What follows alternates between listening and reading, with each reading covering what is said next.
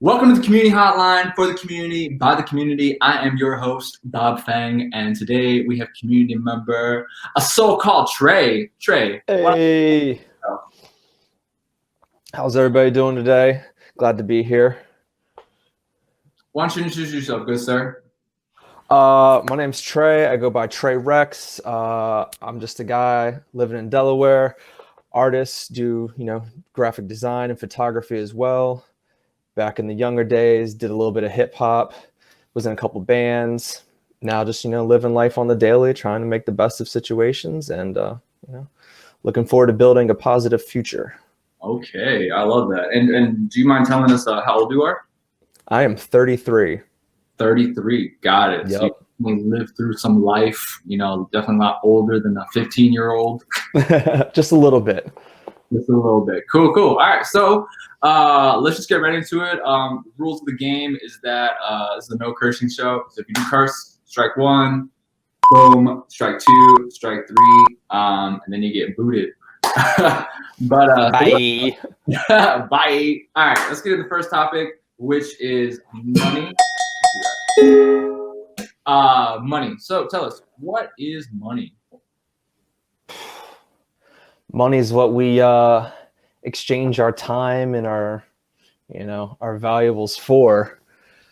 A medium of exchange that came from, I'll give you some goats for some straw and some potatoes, to some coins and some stones. Now it's about to be digital, as you know as well. Yep, I'm ready for it, man. But it's a tool at the end of the day. So some of us have more, some of us have less, but it's a tool to help build and grow with. Got it. Do you feel like your understanding of money has changed since when you were in high school? Oh, absolutely. I think as a kid, there was no true concept of money. Started working at 15, but even then it was like, okay, this pays my bills. It's, what we use as society. But like, until you really get older and you really start paying for everything yourself, you truly realize, a dollar used to go a long way. Now it's not so much. Okay. See what all our parents were bugging about when we were kids. Like, nah, you don't even know what money is, and you want all these toys. Now we know. Do you have like a story of when you were in high school and how you viewed money, or what you were doing with your money back then? Oh man, being reckless. I'll tell you what. A lot of food, and then when I got old, like 16, 17, I got into drugs. So it was a lot on drugs, which drugs are bad. Okay. What kind of drugs were you doing? Oh man, cocaine, Xanax, Vicodin, Wellbutrin, Adderall, ecstasy, and then booze and cigarettes, and then weed. But at the end of the day, that's the least of the worries. And after all that stuff. This is and this was all in high school during this period. Yeah, I was like senior year. Okay. How did you get into like experimenting? I like this topic because I feel like a lot of kids do drugs. Oh yeah, and like I have all the experiences that could say, while I laugh about it now, they were rough times to go through, and if anyone's going through, like you can get off of it if you want to. But how I got started was just I got started doing cocaine because I was buying some weed off this dude, and he was, "You want to do some coke?" And I was like, "Nah, man, I'm not gonna mess with that." And then he was in the backseat of my car, and he broke up a bunch of coke onto my weed and like shook it up and gave it to me, and I didn't know. And I was like, well, if I smoked it, might as well snort it. I love that. I love it. You gotta trust, if you're doing something, you gotta trust people really well. You can't just be dealing with random schmucks. Okay. And then I guess your dealer, he wanted a higher paying client, so he's like, let me get him on this coke game. Yeah. What would you say? What if the kids were trying to, do drugs? Do you have any 2 tips, for them who do want to actually, just experiment? It's pretty much inevitable that, we're all going to do something, some shape or form.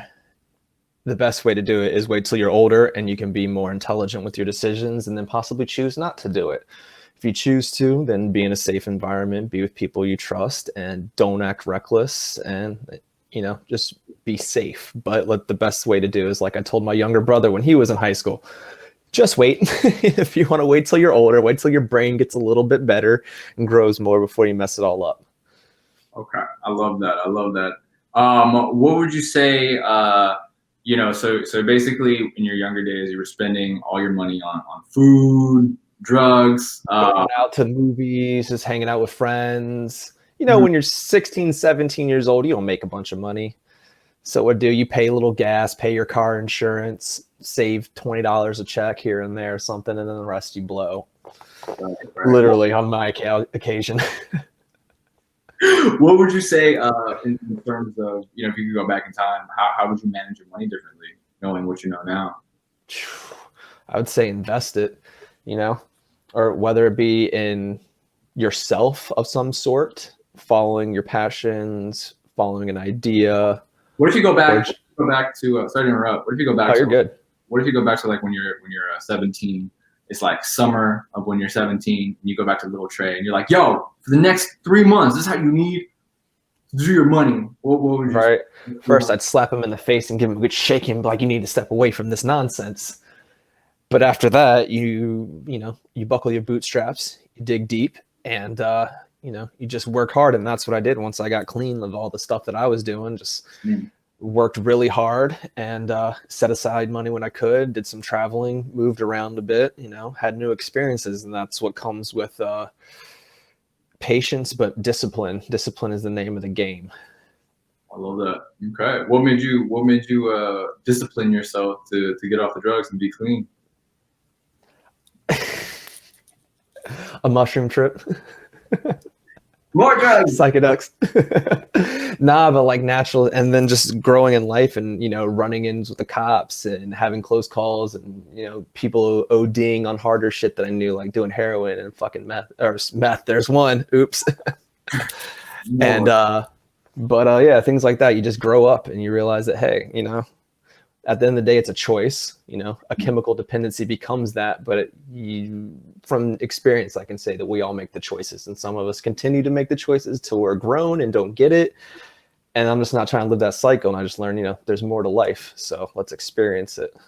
I respect that. I just gotta say, I got sober and clean because of shrooms as well. Like that's definitely what started me on that journey. It's a kick in the pants, man. What would you? If you know, you know. What about the? Because I was talking to this girl the other day, and she was like, "Yeah, I used to do shrooms too." And I was like, "Damn, I have a cousin right now who's in high school," and I told her, I was like, "I'm trying to get him to do all the drugs right now, so later on he's all good." And the argument was, you shouldn't do shrooms until like after 18, like when you're a little bit older. What are your thoughts on that?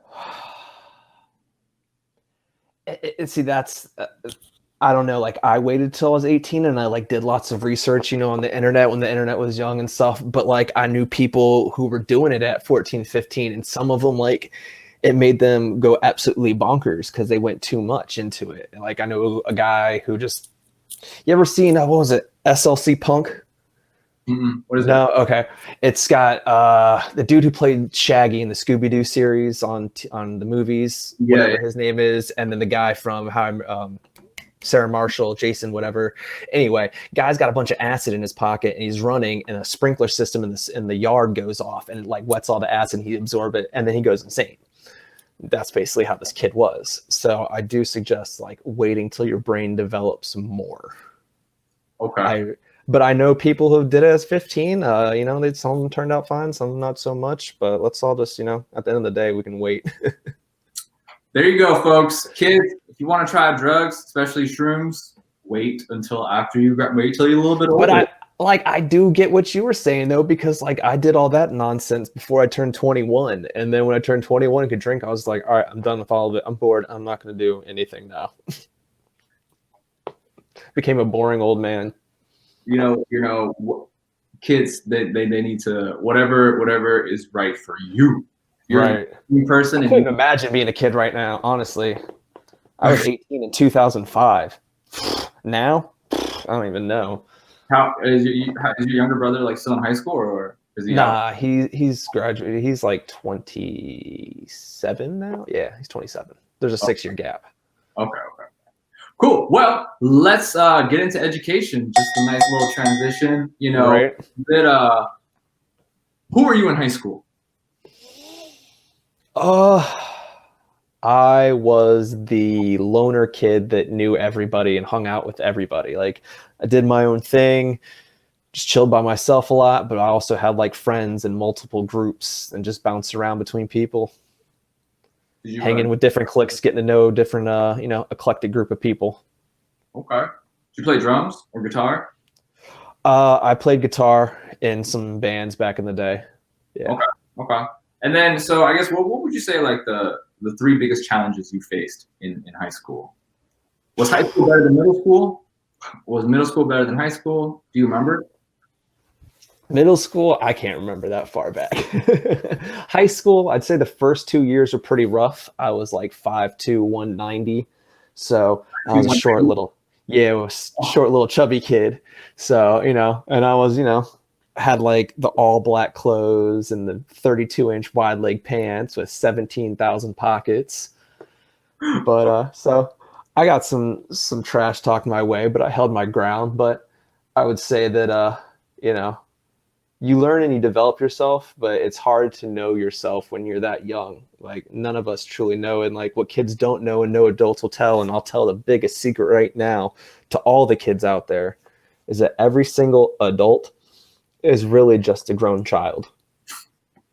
No matter how old they are, whether they're 85, 42, I'm 33. How old are you?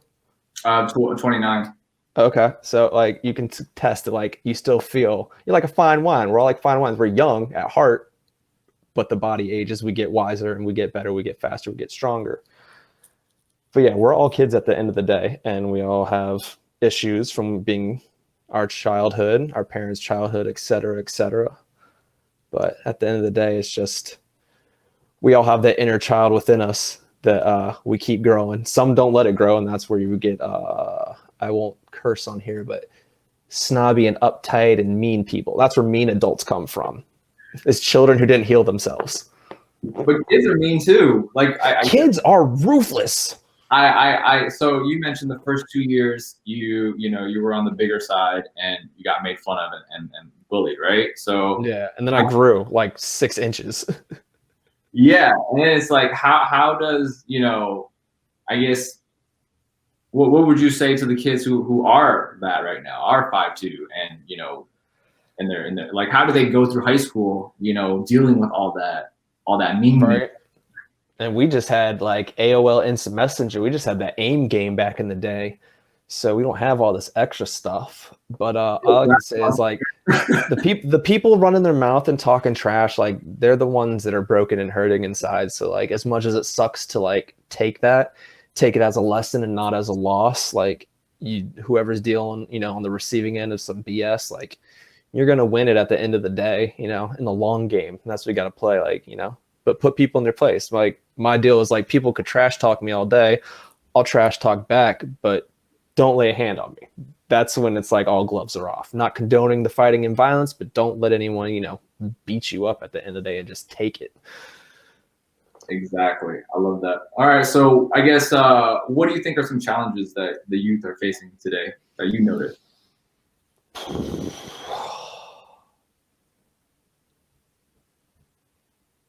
Over medication and failed hopes and dreams from their parents, and putting perfection on a pedestal, and so much pressure for these kids that like they're having PTSD moments and they're like 7. Okay, so we have, let alone all the ones who are, in high school and college, etc. so basically you said drugs. Well, I mean, like, how are we like medicating our kids at 6, 7 years old with, kids want to run and play. Of course they got, attention deficit disorder or whatever. Like there's got to be better ways than just shoving pills down kids' throats to make them, sit and pay attention in class. I figure we could do something in the education department before the medication department. That's a really great point. That's a really great point. Have you worked with kids?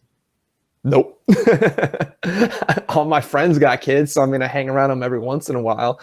But nah, man. I think so. I've taught second grade.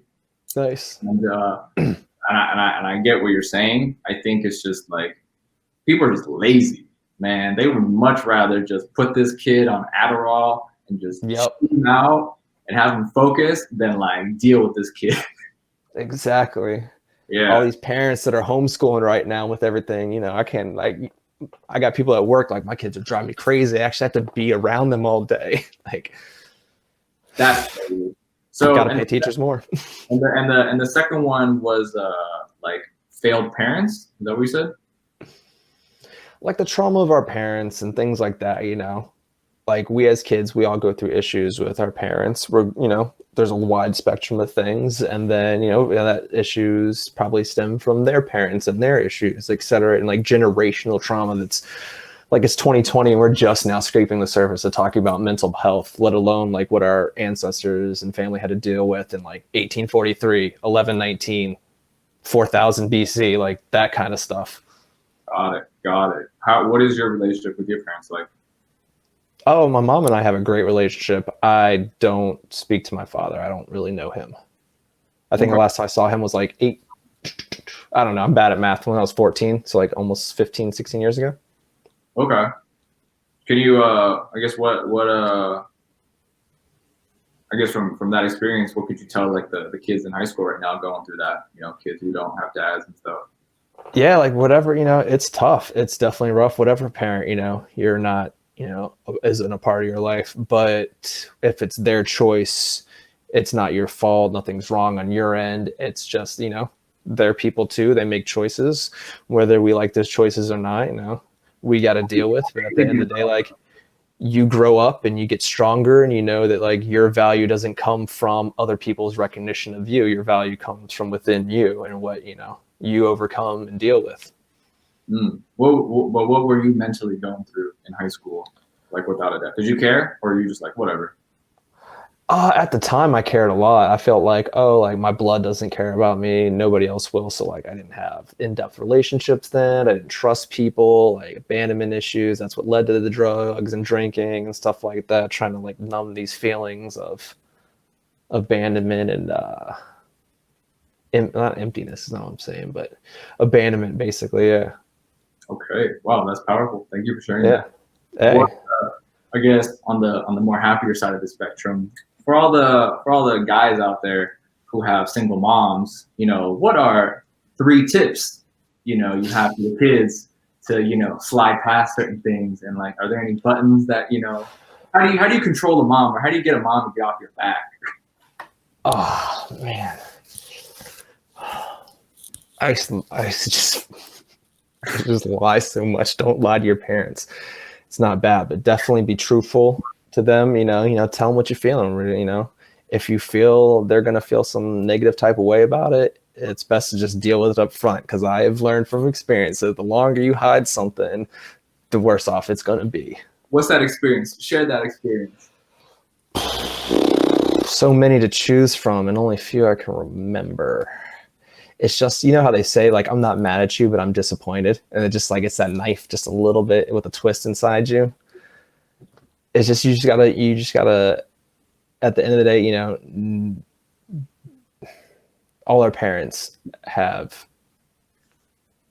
are growing and evolving people just as we are, especially as kids. So you got to build trust and have a good relationship. If you don't, then, you know, trust yourself and find out what situation works for you. And if you can talk to a parent or another friend or another adult, like I said, that can deal with something, you just got to find some sort of outlet to communicate with. When did you stop lying to your mom? Or you still lie to your mom? No, I stopped when I was like, stopped doing drugs. It was like, there's so much nonsense. It's like, you can't deal with this stuff anymore. It's all negativity. The darkness must come to the light regardless. Exactly. The truth must be told. I love that. Yep. Plus it's your mom. Like, how you gonna do that? You can't do that. That's tons of people. You just said it. You lie to your mom all the time. Yeah, as a kid, but then you realize what a not nice thing to do. There's plenty of people who don't think like that. Nah. But we grow, right? We grow and we learn. Exactly. Have you talked to your mom today? Yeah, I live with her, so. Okay, cool. Yeah, she just got hurt like a couple years ago at work and been dealing with a bunch of nonsense, and So I moved in to help take care of her in situations like this. That's great. I love that. From lying son to amazing son. Yup. See, we can all grow and do things. If I can do all these crazy, nonsensical things and then grow and evolve and become a better person, you can too. Exactly. All right, let's talk about love. What is love? What is love? Don't hurt me. That's all I know. That's the only words I know. No more. There we go. Love is just, being there for someone, I think.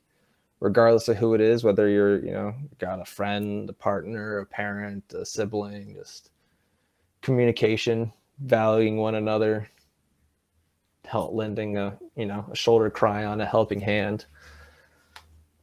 Okay. Or it could be for someone you don't even know.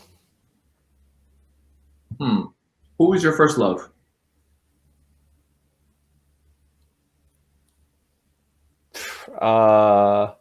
There was reciprocated back or unrequited? Both. What's the difference? The unrequited love is when they don't love you back. And you're just like, damn, I would literally like you, but you don't care about me at all.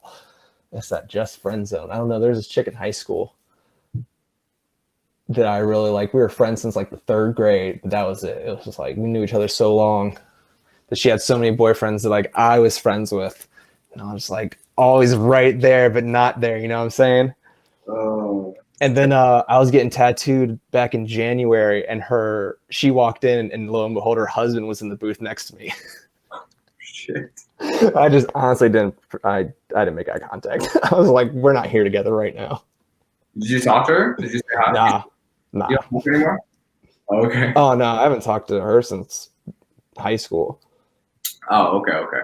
And then like first real relationship wasn't until I was like 25. Yeah.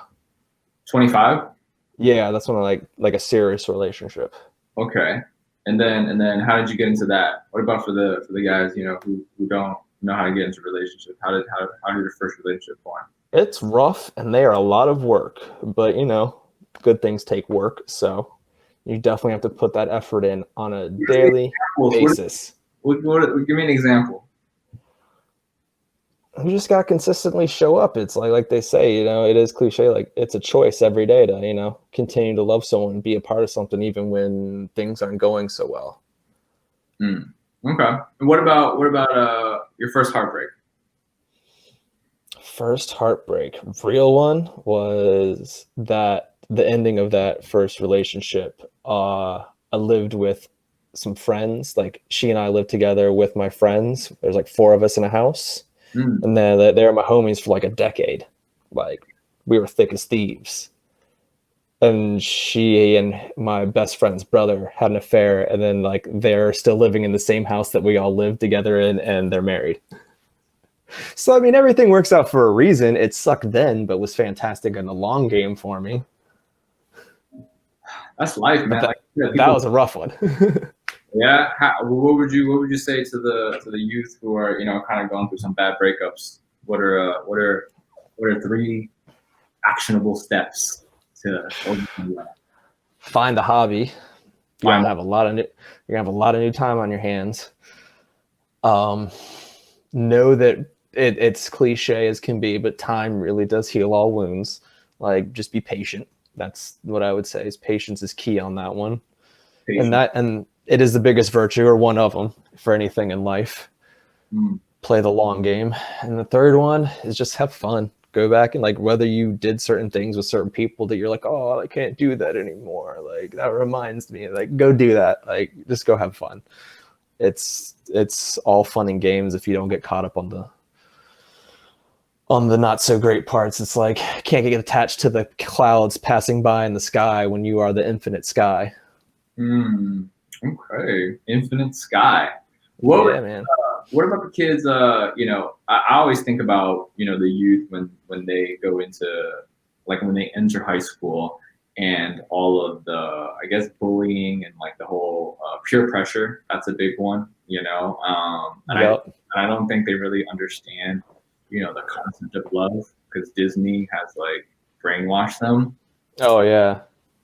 How does, I guess if you were to go back in high school now, what are some things you would have done differently in each grade, like 9, 10, 11, 12? Like one thing you would change in each year. Like overall, though, I'd say like Cat Williams says, like just be your star player, trust in your star player, aka yourself. But do different things. I'd say freshman year, be a little bit more fearless. Just like I went skydiving last year, and that was terrifying. But afterwards, like this is amazing. But just you go head first into the storm, and you'll find some lightning in there, but you can harness it, and then focus that energy into whatever it is that you find great about school at the time. I liked art and I liked history. If you don't learn your history, you're doomed to repeat it, and creative outlet, and it's just a stress relief for me at least. Okay. And then just, go back to it is have fun. It's going to be one of the hardest times of your life, yet also the easiest, where you have zero responsibility other than to just absorb what they're telling you and, give it back to them in a test. What was the hardest time? I think the social life. I don't think school, like I really didn't apply myself. I did enough to get by. Like, I mean, I had a 94 GPA, but I wasn't really trying. You know what I mean? Some classes, I just was like, I got this. I won't do homework for this, but I know I'll still get a B average or whatever. The only thing I did do was chemistry my junior year. I could not do chemistry for nothing. So like I just cheated the whole year. Okay. What would you say are two defining moments in your life, and how do they impact you?